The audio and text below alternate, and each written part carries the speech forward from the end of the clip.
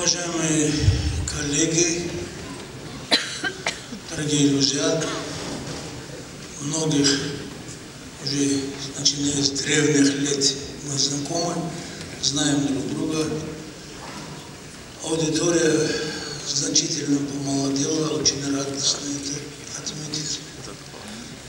Я тоже хочу приветствовать всех, пожелать всего хорошего.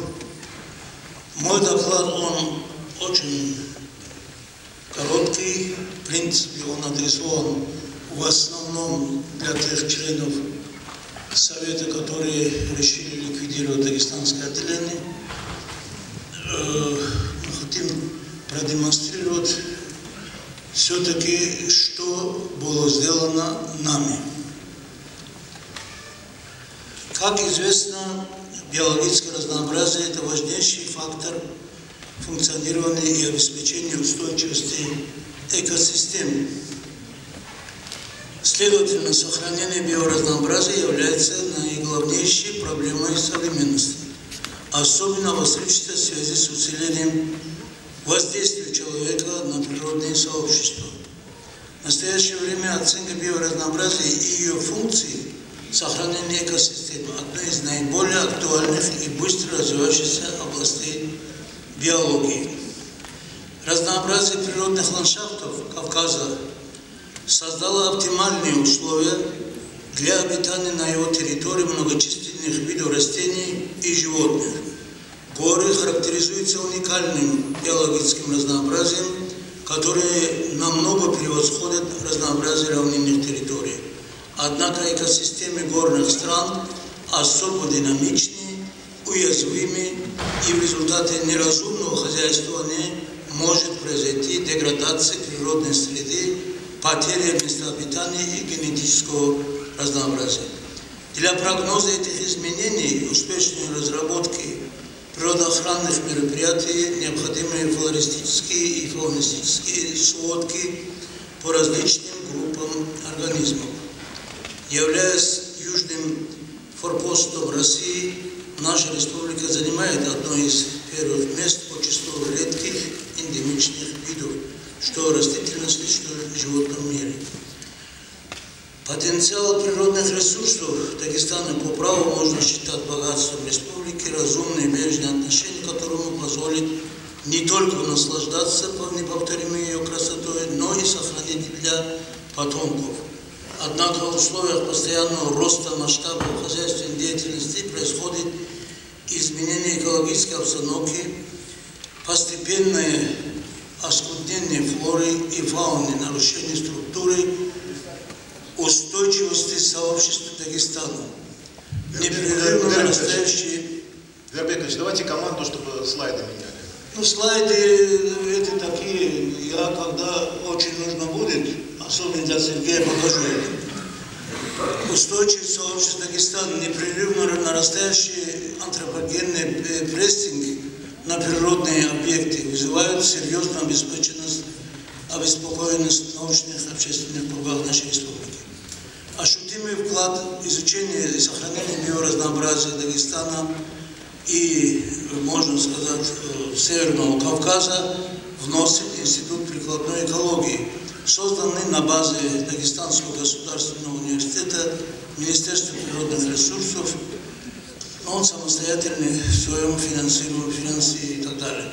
Институт ведет фундаментальные прикладные исследования в области экологии, зоологии Северо-Восточного Кавказа, изучение структурно-функциональной организации устойчивости горных экосистем и закономерностей антропогенных изменений, мониторинг Каспийского моря и прибрежных экосистем, а также исследование системно-экологических аспектов устойчивости Республики Дагестан. Институт провел научно-исследовательские работы по подготовке изданию уже 2 Красной книги Республики Дагестан. Создание Красной книги является одним из важных природоохранных мероприятий, направленных на сохранение биологического разнообразия Дагестана и Кавказа. Мы же помогли и осуществили авторский надзор над изданием еще 2 красных книг Чеченской Республики и Республики Ингушетия.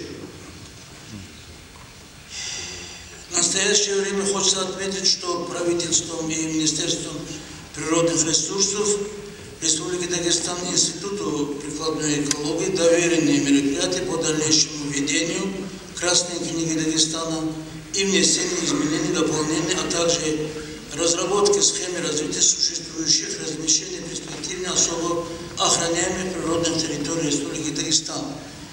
Инвентаризация этих территорий, уважаемые коллеги, показала, что уже этих квадратных километров и те границы, которые мы когда-то определили для этих территорий, давно уже не существуют, а ряд охраняемых так называемых территорий остались только на бумаге.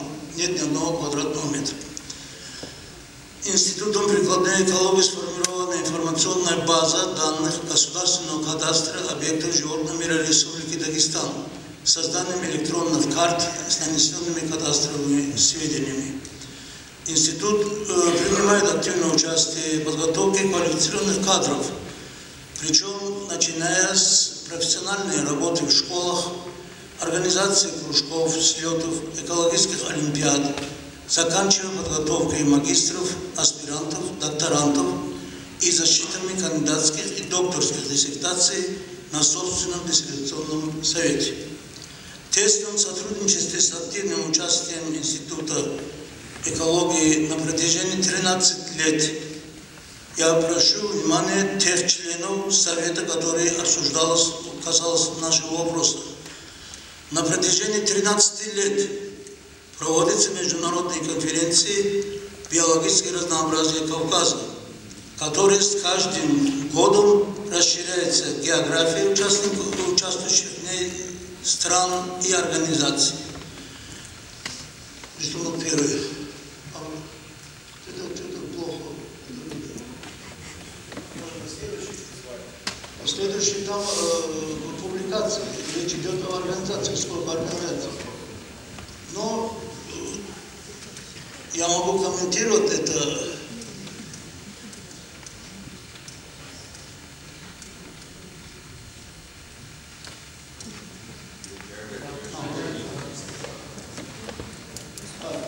Если Чухомская первая конференция объединяла всего 7 организаций, то в этом году, в ноябре, который пройдет эта конференция, объединяется 61 организация. Это разные республики, страны и Кавказа, и вне Кавказа. Вы видите, они росли 15, 37, 24, 42, 56. В этом году 61 организация. Следующий слайд. Теперь обратите внимание на количество публикаций. Это далеко от 67 в 2000 году. Оно идет до 295, 257 в этом году, 215 докладов подано уже на очередную конференцию. Динамика, как видно из графиков и участвующих организаций, количество и тех публикаций говорит о том, что это очень эффективная форма, и если учесть, что все эти 13 лет в рамках этой конференции проходила секция отдельная по энтомологии, отсюда вытекает, что в принципе это будет еще дальше. Верните, а вот поставьте таблицу, пожалуйста.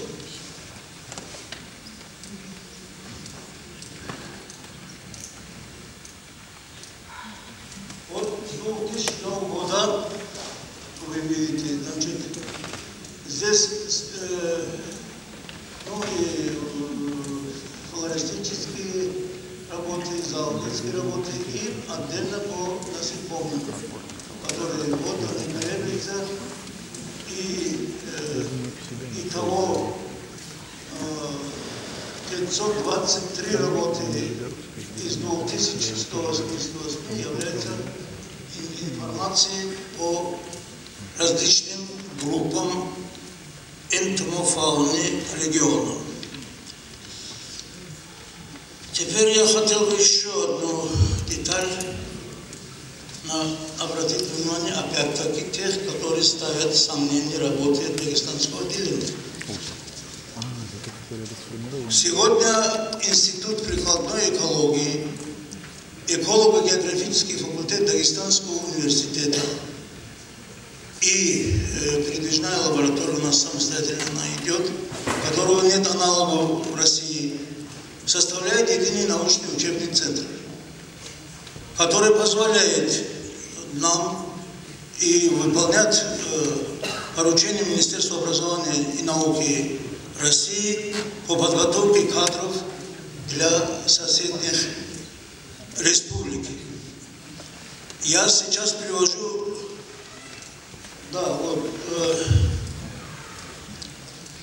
я привожу только публикации, где я еще автор. Отдельные публикации других лиц я анализу не привел. Вы видите, за все это время, за 2 отчетных периода, которых эти 2 страницы отчета не прислал сюда обществу, опубликовано 852 работы, в том числе 54 статьи из журнала «Перечня ВАК», 56 монографий. Если те, которые интересовались Кавказом или когда-то были в пределах Кавказа, вы знаете прекрасно, что никакой информации по республике Чечни, по Ингушетии, можно сказать, то же самое и по Карачаево-Черкесии у нас не было. Если я скажу, что за это время подготовлено 2 доктора наук и 59 кандидатов в науку. Причем это по Дагестану 730 публикаций, 54 из перечня ВАК, 40 монографий, 2 доктора наук, 43 кандидата наук. В Чеченской республике 99 публикаций, 5 монографий, 5 защищенных диссертаций. В Республике Ингушетия 112 публикаций, 9 монографий, 9 защищенных диссертаций. Карачаево-Черкесии 12 публикаций, 2 монографии, 2 защищенные диссертации. Еще раз повторяю, что в рамках этого ежегодной международной конференции проведено 10 круглых столов по энтомофауне Кавказа. Таким образом, могу сказать еще одно, что уже которое шло долгая работа еще при жизни нашего общего и друга, и учителя Григория Медведева по чернотелкам Кавказа. Эта работа завершена, память его мы издали, КМК. Это каталог и определитель чернотела Кавказа и юга России. Но остается вспомнить слова одного из ушедшего из жизни моего друга, врача, он доктор, профессор был, во время холеры погиб в автокатастрофе. Он говорил: невзирая на старания доктора, больной выжил. Спасибо. Спасибо. Пожалуйста, вопросы. Да, пожалуйста. Медведевич, простите, пожалуйста, от имени библиотеки нашего общества мы будем бесконечно признательны иметь публикации, которые выходят у вас. К сожалению, далеко не все доходят, и тем более в нашу библиотеку. Если есть такая возможность, передайте, пожалуйста, нам. Это не вопрос, а пожелание. Ну, я думаю, что делать? Я уже человек в возрасте, 50 килограммов груза я на сей раз привез. Значит, это монография, которую я сказал, чернотелки Кавказа, но и журналы, где опубликованы, к сожалению, извещения о ушедших наших друзьях. Здесь бы я хотел бы упомянуть из тех, которые ушли от нас, Инину Михайловну Чернову, почему-то мы о ней не сказали, и самого Юрия Ивановича Чернова, который тоже ушел и активным был нашим и коллегой, и другом по работе. Вы правы, я это все сделаю, но я еще раз говорю, если я не удобен, я не нужен, это одно дело.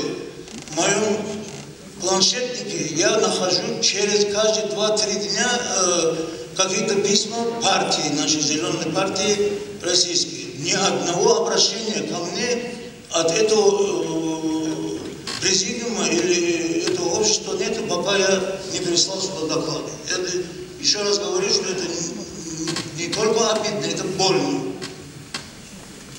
Юрий Бегович, вы очень нам нужны, поверьте. Иначе наше общество утратит такую деталь своеобразия нашего. Уважаемые коллеги, объявляется кофе-брейк на полчаса.